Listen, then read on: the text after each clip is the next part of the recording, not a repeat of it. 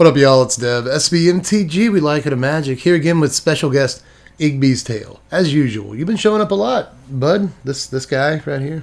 Anyway, you're here for the final day of Couch Dominaria United spoilers. Now on Friday night, 9 p.m. Eastern Standard Time, I'm going to be streaming the last day of spoilers.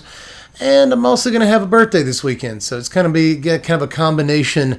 Let's finish off spoiler season. Let's do a birthday stream. So if you want to come by and hang out and say what's up, you're more than welcome. But I guess there's still the business of Thursday spoilers to attend to. We got to see a fair amount of really good stuff today. Now, normally we get like 35 cards on the day, but today we got like 16 cards and then a cycle of 10 common lands that we'll definitely get to, and I think they're pretty cool. But we just didn't get as much today, but most of the stuff we got was pretty impactful, minus like a card or two that will zip through really fast. But most of the stuff we did get to see today was really worth talking about, so let's get to it. But there was still at least one stinker today, and that was Yavamaya Sadjourner. This is 8 mana, 7 and a green for a 4/6 tree folk with domain. It costs 1 less to cast for each basic land type among lands you control. So if you have all 5 lands in play, you get a 3 mana vanilla 4/6, which is still kind of not very exciting, if I'm being honest with you. But let's look at, I'm sorry to say, Radha, Coalition Warlord next. This is 4 mana, 2, a red and a green for a 3/3 legendary elf warrior with domain. And whenever it becomes tapped, another target creature you control gets +X/+X till end of turn. X is the number of basic land types among lands you control. So I guess it's a cool little domain thing, but it's hill giant stats.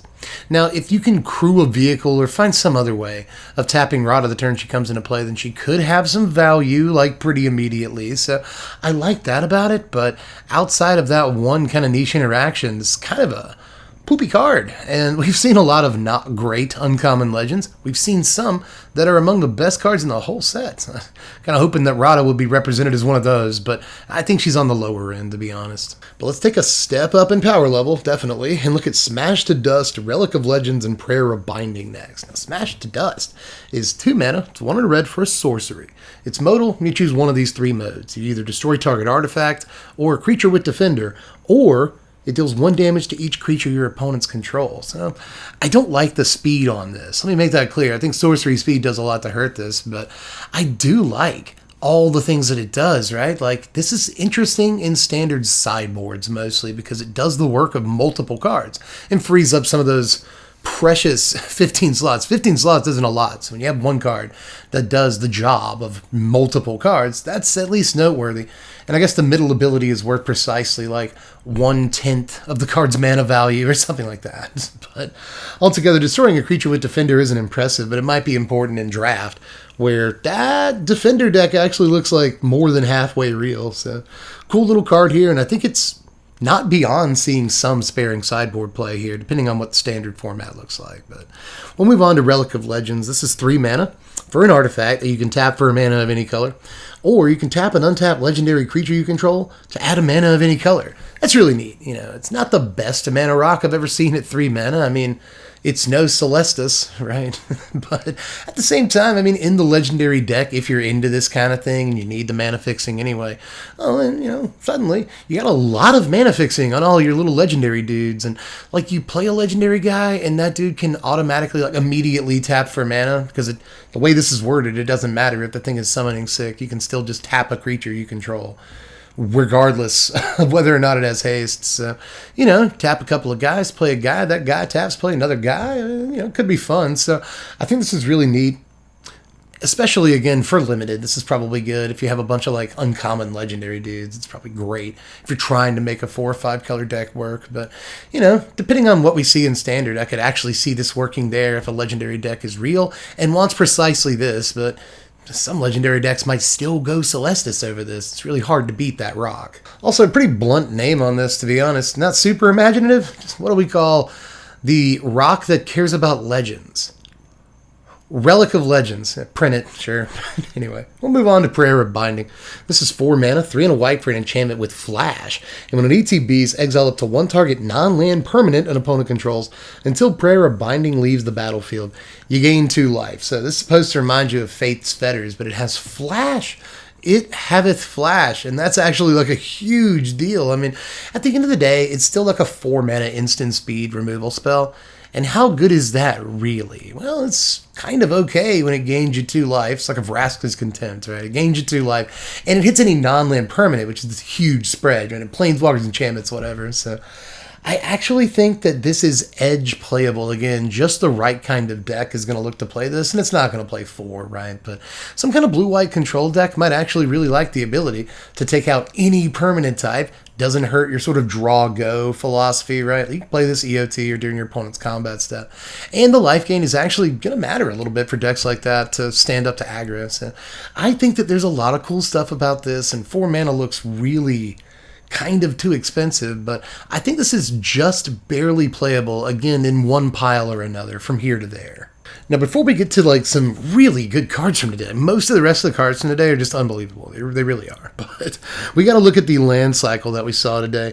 These are all dual lands that enter the battlefield tapped, and the cool thing about them, right, what makes them better than gates or like gain life duels or whatever, are that they have basic land types. This is going to be super important for the limited environment. Let's go ahead and get that out of the way, because obviously there's a lot of domain stuff in limited, so this is going to help you with that. But there's plenty of other things, both in limited and standard, whatever, that search up cards that have basic land types, and this is going to help with that in, again, both formats. Limited, yes, but also standard. So, we've already seen on stuff like these snow-covered duels from last season that, like, if you have a Binding the Old Gods, you'll go grab one of those snow duels, even though it doesn't really do a whole lot for you. It's got a typing on it, so you'll go grab one, and these work the same way. Now, I'm not sure how incredibly playable they are in a standard environment that also features triomes that kind of already do this for you, but at the same time, these might see a little bit of sparing play here and there in domain decks that really need to juice the number of land types they have, but they also need to make all 5 colors. This is a classic conundrum. So with these things, you're more able to do that than you have been in a long time, especially in budget decks. In Commander, if you're looking to, play what is effectively a duel that can be fetched, right? You can use the modern fetch lands, you can use Terramorphic Expanse or Evolving Wilds or any of the number of things. Hey, even Pauper players now have like these typed lands that they can go fetch up, again with like Evolving Wilds and stuff. So just sick that these exist in the first place, and the art on some of them is like really, really nice for what that's worth. What do I actually want to look at next? Because from here on out, things get a little tough, but I think we'll look at 3 blue cards that are just going to be stupid impactful. So let's take a look at Combat Research, Ertai, Scorn, and Impulse. It's kind of crazy to have all 3 of these cards on screen at the same time. Like they're just some draft chaff. Like, no, all of these cards will be impactful in standard, and I can pretty much guarantee that to you. But we'll start with Research. This is just a blue mana for an aura that enchants a creature. Enchanted creature has, whenever this creature deals combat damage to a player, draw a card. As long as enchanted creature is legendary, it gets +1/+1 and has Ward 1. Alright, so this is a pretty good version of Curiosity. It's not just straight up Curious Obsession, but at least you'll never have to like sacrifice your dude or whatever. However Curious Obsession worked. So it could work against you, but obviously Obsession was an unbelievably good card in standard for a while. And Curiosity was a really good card back in the day. And like right now, I will forget the name of the card, but what is it, like Enhanced Surveillance, Strategic Surveillance? I'm not going to nail the name of the card, but it's the 2-mana aura on screen right now that people currently use in these like blue-white and mono-blue tempo decks in standard, and I'm pretty sure that this is more or less a strict upgrade just because it costs half the mana. Now, you don't have to put this on a legend, but there are some good legends to put it on in standard right now. We just saw Ivy the other day, the Simic, like 2-mana legend that will double this up if you play it on a different creature. That seems ridiculous, but, there's stuff like Denick, Pious Apprentice, so you'll have like a 3/4 lifelink that draws cards when it hits, so that seems good. And I guess we've all been looking for a decent 1-drop for Light Paws for a while, and this is pretty easily, like, immediately the best 1-drop to play with Light Paws, so if you wanted something for him, there you go. But even if you don't have legendary creatures, it's kind of fine. Like, it goes well on a Fairy Vandal. It goes well on a Ledger Shredder to help you draw cards and play more spells and stuff. So this is just a super solid card in the blue-based tempo decks, what there are a ton of, We just saw yet another legend, actually, in the 2-mana slot that this goes on really well yesterday. The Is It one that whenever you cast, like, a non-creature, maybe instant or sorcery spell, then all your dudes get +1/+0 till end of turn. It's like stuff like that goes really well with this, especially when it's legendary. So I just really like this. I think it's destined to see some actual play.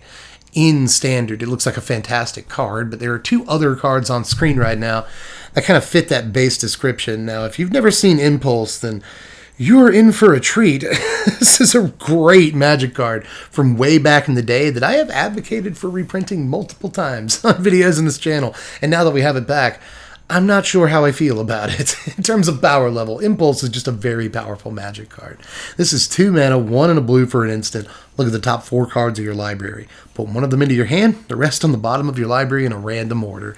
Just the absolute best card selection you could ever ask for at this rate. The top 4 is a pretty deep dig, and you get whatever you want, whether it's the sweeper that you need on turn 3 or 4, or it's, the planeswalker you need to finish the game off, that one-of removal spell, silver bullet removal that you need. So there's just the win condition in your deck, whatever, right? 2 mana is enough to play at the end of your opponent's turn on turn 2 and get like whatever you need to clean up the board. But if you get it late in the game, or even in the mid game, 2 mana is enough to play this and still be able to counter a spell or play a 3 or 4 mana planeswalker. It's just the value that a spell like this carries with it is enough to make me a little bit nervous about like what blue-black and blue-white control are going to be able to do in the upcoming format, because this kind of selection is legendary. Impulse is a very good Magic card. Hey, that's it for Impulse. For some reason I lost the part where I transitioned from talking to Impulse into the Ertai counterspell.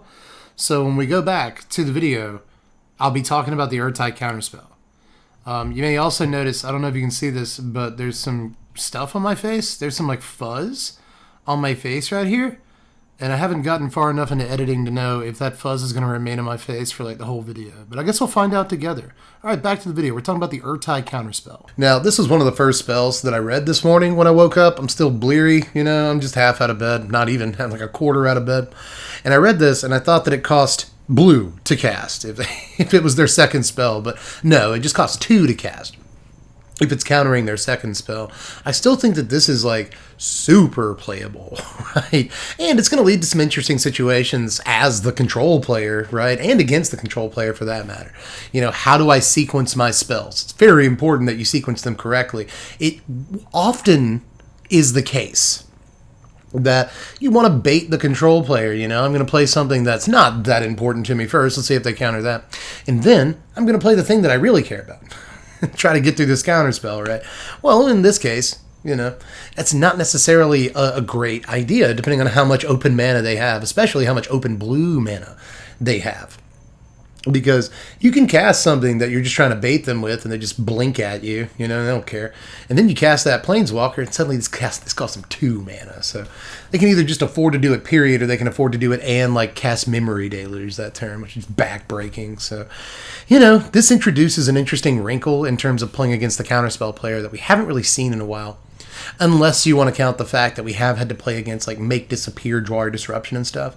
So in a way, we've been trained to play the good stuff first, so that we'll have mana left over to pay for that, right? So that's true. But either way you look at it, this card is going to lead to some interesting patterns, some interesting sequencing and stuff like that. And again, on the part of the control player, it's going to lead to these situations where you're like, is my opponent going to play another spell this turn?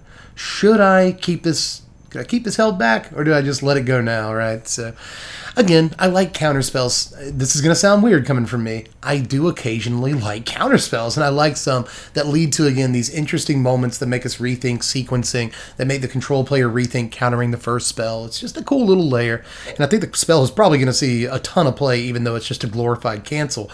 Glorified cancels tend to see a good amount of play. But as we move into the rares, let's look at another blue card here, actually, but this one I'm just not convinced is great. But it could be. It could be. It draws you extra cards. That can be good. Academy Lore Master is 2 blue mana for a 2/3 human wizard.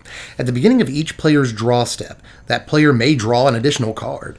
If they do, spells they cast this turn cost 2 more to cast. Okay, so a lot of thinking. If you thought that I got like especially wonky and weird and just like way too down the rabbit hole with some of the lines on the last counterspell we looked at, we're going to do that here too. That's what you come here for, maybe. I think you mostly come here for puns, but I'm sorry I don't have a lot of puns for Academy Lore Master. It's because there's a lot of thinking to be done with this card. Is it worth it for a player to slam this on turn 2? All right. So I've seen a lot of people say that if you do slam this on turn 2, Your opponent goes, they play their third land. This is assuming you're on the play. They go, they play their third land, and they just draw they draw their second card. Right? They draw 2 cards. They play their third land, they kill this. How? I mean, I guess they could do it with, what's this thing's power toughness? They can't even do it with a play with fire. They can do it with a strangle. They can do it with a voltage surge, but they have to sack an artifact. You know, it's like, if we're talking about strictly on curve here and your opponent wants to kill this and they get to draw a card, but you don't get to draw a card, then they have to have a 1-mana removal spell that actually kills this. And there just aren't a whole lot of those that are actually played. Meanwhile, if you're on the draw, it becomes a lot easier for them to kill this with a lightning strike. They have to pay all 4 mana. You know, they have to pay that's their entire turn is killing this. I've often said that I've wanted Howling Mine back in Standard. I want that as an experiment. I want to see how good that card is in Standard. Well, when you make Howling Mine tough to cast, you know, it's 2 blue mana. When you make it difficult to cast and you make it die to Lightning Strike, I think it's just a kind of a bad card. So I'm not too sure about this one, but at least it's an interesting one to like talk about. So let's move on to Defiler of Instinct. This is 4 mana, 2 and 2 red for a Phyrexian Kavu. It's a 4/4 first strike. As an additional cost to cast red permanent spells, you may pay 2 life. Those spells cost 2 red less to cast if you paid life this way. This effect reduces only the amount of red mana you pay. Whenever you cast a red permanent spell, Defiler deals 1 damage to any target. Now, people have been dunking on this card all day, but my instinct tells me that it's actually not as bad as it looks. You know, there's a number of decent red 4-drops in Standard already, but not that many after rotation. And a 4-power first strike is probably better than it looks. First strike is good. Unlike a 2-power body, and once it's on a 3-power body, people don't know what to do. So in a 4-power body, first strike is really important, especially in a lightning strike format where a lot of people are going to play 4 toughness creatures based solely on the fact they don't want them to die to lightning strike. So, you know, when you have lightning strike in your deck and a 4-power first striker, that actually looks kind of good. And I know that compared to like the blue one that draws cards, or like the green one that puts a +1/+1 counter on everything, like this looks a little not as good, but, you know, at the same time, it costs 1 less mana than both of those things. So that's good. It can kill the blue one in combat, survive, so there's that, but it can kill a lot of stuff in combat and survive. I just can't get over 4-power first strike. That's going to be better than you think, right? But just staying off of that point, there's going to be plenty of permanent spells in your deck to play with this, whether it's small stuff like Fable of the Mirror Breaker, or big stuff like 5 and 6 drops, you know, like this ramps you, quote unquote, into a 6-drop in the next turn. And if you're in a deck that does enough damage in the opening turns, then suddenly, you know, this dealing an extra damage to them whenever you play a thing is actually going to result in, like, I don't know, a bolt or more worth of damage, you know, if you play untap with this, and you don't even have to untap with this. You can just play like a red 1-drop, which is probably a thing you have in your aggro deck, right? So it's like red 1-drop, snipe that guy. Like, that's actually a real possibility. The thing this competes with the most is Thundering Raiju, and that's probably the better card, but this could go along with Thundering Raiju in the right kind of deck. You know, again, if you've done enough damage to your opponent up till then, this is actually a pretty potent form of reach that if it bolts or, you know, fours the opponent, then suddenly they're probably pretty dead. Well, let's keep it pushing and look at Aether Channeler here. This is 3 mana, 2 and a blue for a 2/1 human wizard, and when it ETBs, you choose 1. You either create a 1/1 white bird creature token with fly, or you return another target non-land permanent to its owner's hand, or you draw a card. I've seen people comparing this to Callous Blood Mage all day, and I actually think this is like way better than Callous Blood Mage in a lot of ways, right? Like, first of all, this card, I've already tweeted about this today. Just follow me on Twitter. But I have to reiterate here, I feel like, that this card has really taught me a lot about like what Magic players expect from a creature. I've heard everything from this should have been an uncommon, which is a wild take. They're all wild. All the takes are wild. To this should have done a 4th thing, unironically. I've seen people say it ironically, but I've also seen people say, for real, this should have done a 4th thing. I've seen people say that this should have flash. I've seen people say this should have cost 2 mana, and like, people are just out of their minds. Like, I don't understand. Like, at 3 mana, here's what this is supposed to be. Can I tell you, as an old timer, what this is supposed to be? This is supposed to be a mana war. It's just supposed to be a better mana war, guys. And it is. It doesn't have the 2 toughness, but that is the only way in which the card is worse. I mean, you could argue that 1 toughness makes it way worse. It dies to meat hook and stuff. But we are losing, Spike Field Hazard and a lot of stuff that deals 1 damage. So there is that. I just don't think the toughness difference makes a big difference when you've got much more important creature types on the card for what that's worth. It's worth something. But more importantly, the options, man.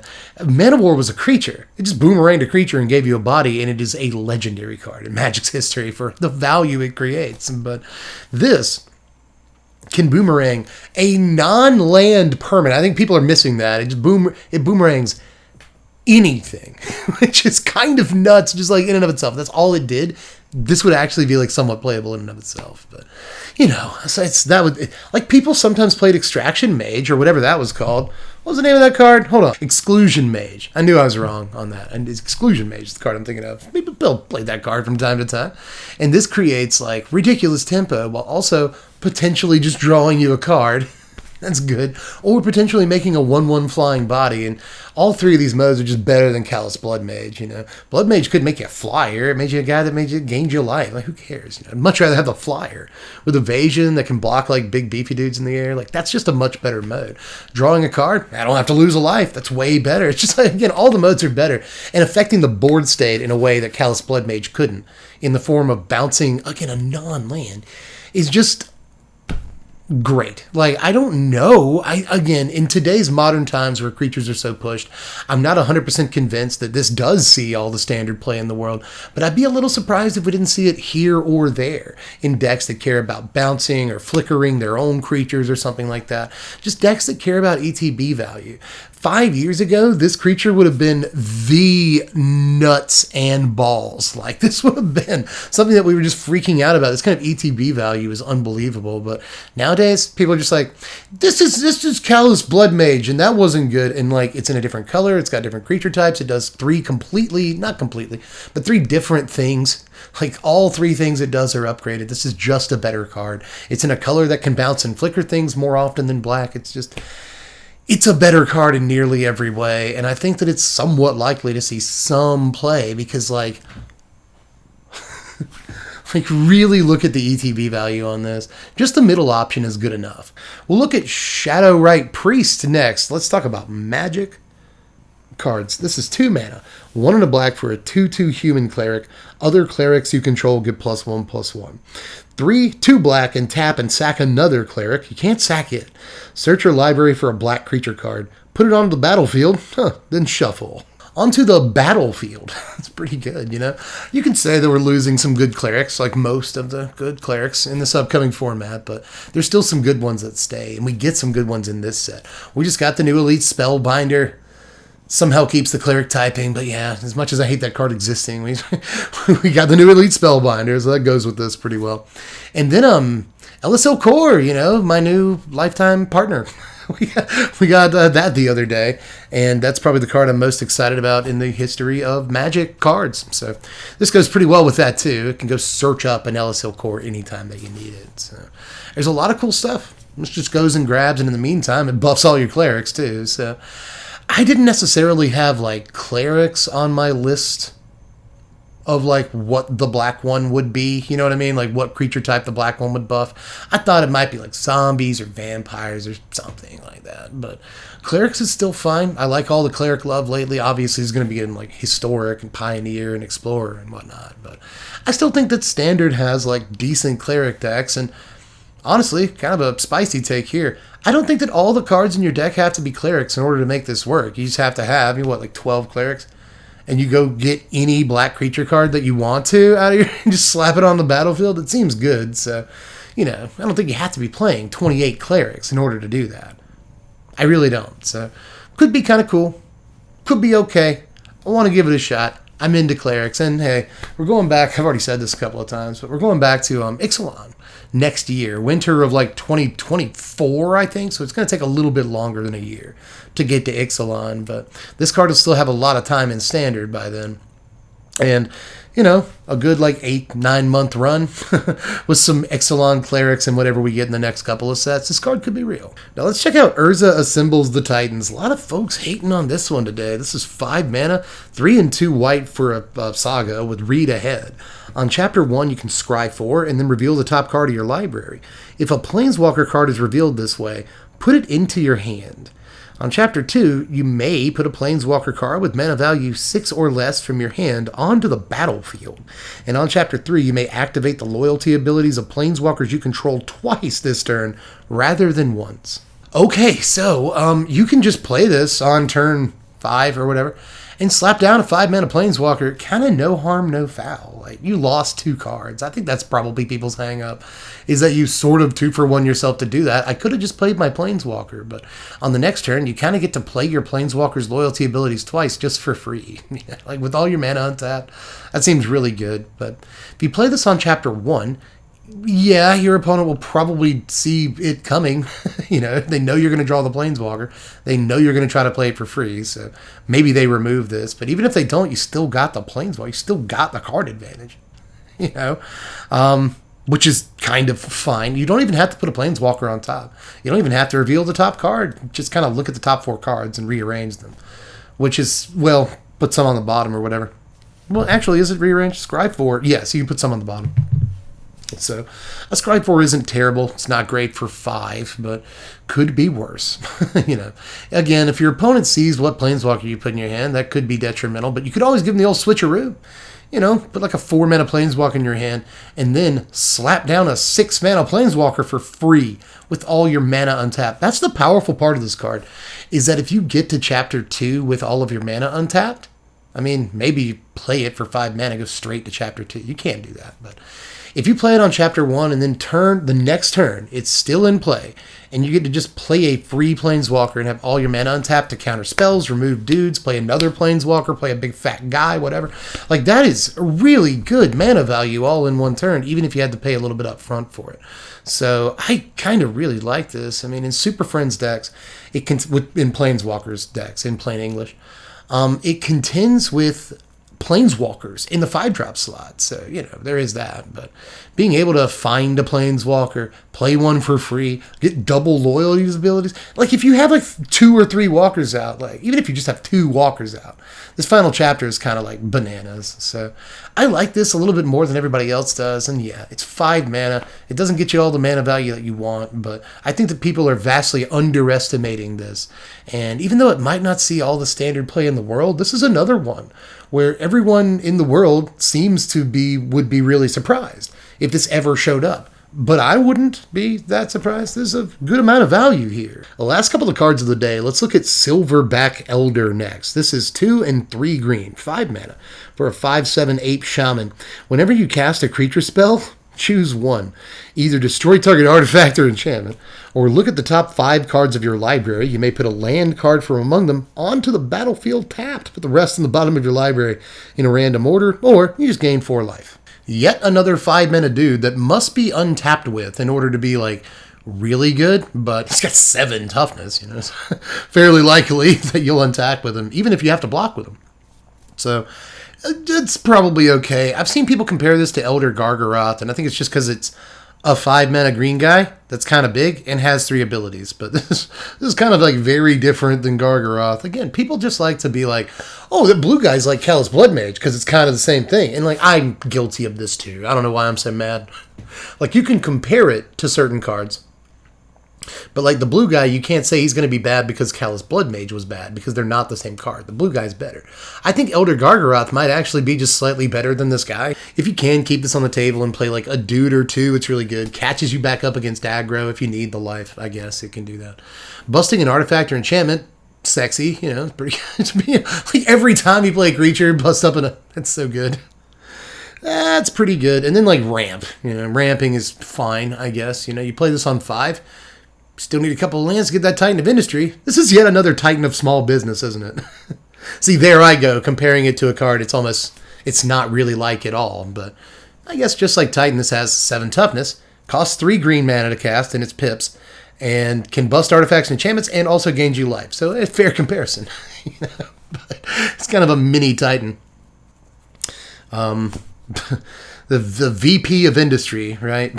Still, this is, stupid jokes aside, this is probably a pretty playable standard card in like your basic mid-range decks that are looking for a 5-drop. And if you are looking for a 5-drop in mono green, it does compete with some things, but I think it favorably competes with stuff like Workshop War Chief and whatnot. I mean, kind of depends, but honestly, I think that, Workshop War Chief gets you ETB value, pays you when it dies. This doesn't do those things. So even that, I'm not sure is a true statement, but Lightning Strike Standard, Workshop War Chief has 3 toughness. This is actually an interesting conversation I'm having with myself. I like to pretend I'm having it with all of you, but really there are 2 wolves inside of me. But anyway, Silverback Elder does look like a pretty premium piece of Magic cardboard. So I do like this thing. I think it'll probably see some amount of play because once it's on the battlefield, it kind of must be answered or you're just kind of screwed, guaranteed. So you could always say that it dies to removal, and I often do, but if it doesn't die to removal, it kind of just wins you the game. So good card. But when you really think about it, does it win you the game if it sticks around? Blows up artifacts, enchantments, so it keeps you from losing. Gains life, so it keeps you from losing. Ramps, so it does that. It's just like, this doesn't actually win you the game in any way, but I mean, it's... If I were to sit here and call this a bad card, I would be delusional. It's obviously a pretty fine Magic card. Just like our last card of the day here. Again, short-ish day, although I feel like I've done a lot of rambling. Short-ish day. We got some really good stuff. Like one we've all been waiting for, if you read the story at all. Let's take a quick look for the first time since like 1998 at Ertai, ladies and gentlemen. Ertai Resurrected. This is 4 mana. 4 mana, 2 a black and a blue for a 3/2 legendary Phyrexian human wizard with flash. When he enters the battlefield, you choose up to 1. Counter target spell or activated ability or triggered ability. Its controller draws a card.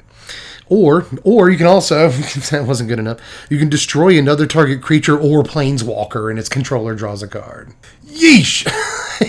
Just Ertai back from the dead, from the literal dead, to haunt my nightmares once again. Ertai used to just be a counterspell on a stick, in case you wanted to look at maybe the most annoying card. Doesn't that card just make you want to quit playing Magic?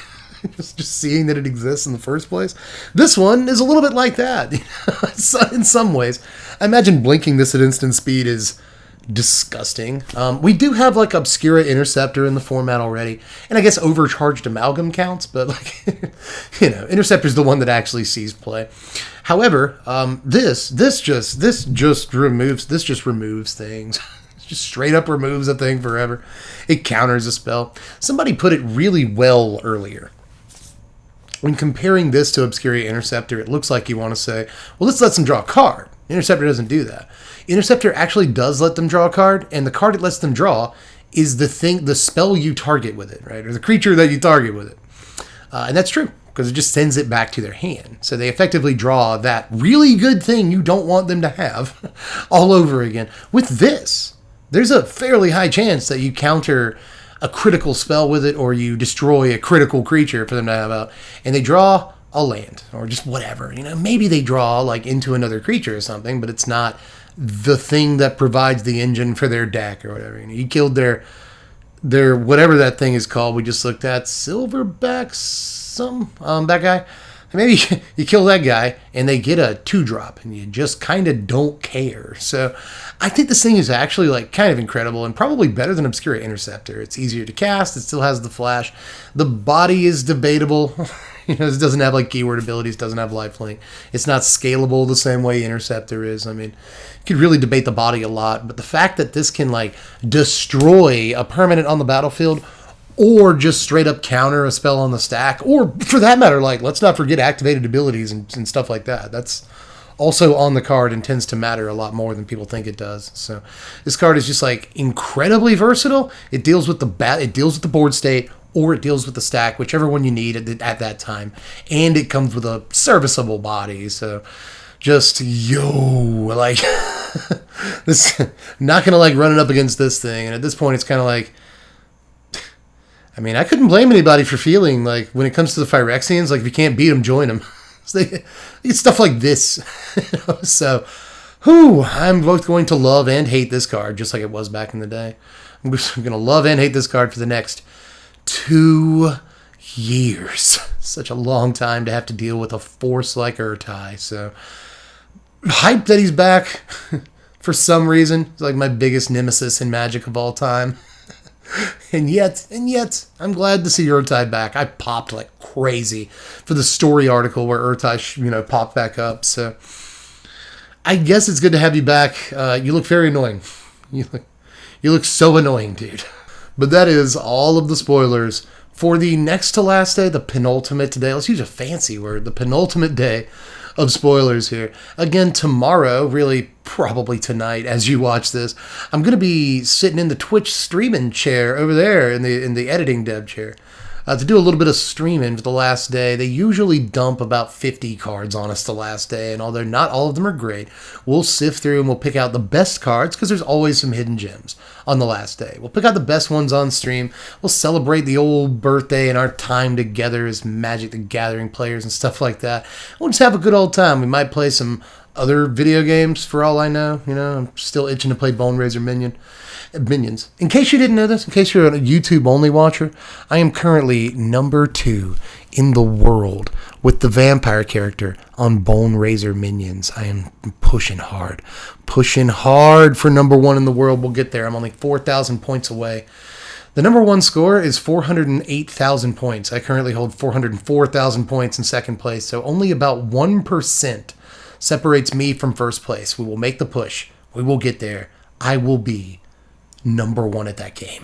But anyway, in case you weren't aware of this saga, you don't follow me on Twitter, you don't check me out on Twitch or whatever, and we might play some of that game, a game that I'm actually good at for a change on the streams on Friday night. But either way, I just hope we get to see you there, and I'm glad that you've been chilling with me on the couch all spoiler season. We've gotten an uptick, a definite uptick, even over last spoiler season, in views this time around. That might be Dominaria United.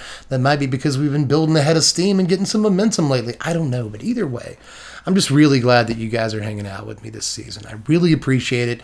I hope you stick around for Dominaria United decks and gameplay and takes and all that stuff. So, appreciate you. If you haven't subscribed yet, now would be a good time to do it. We're trying to make it to 3 million.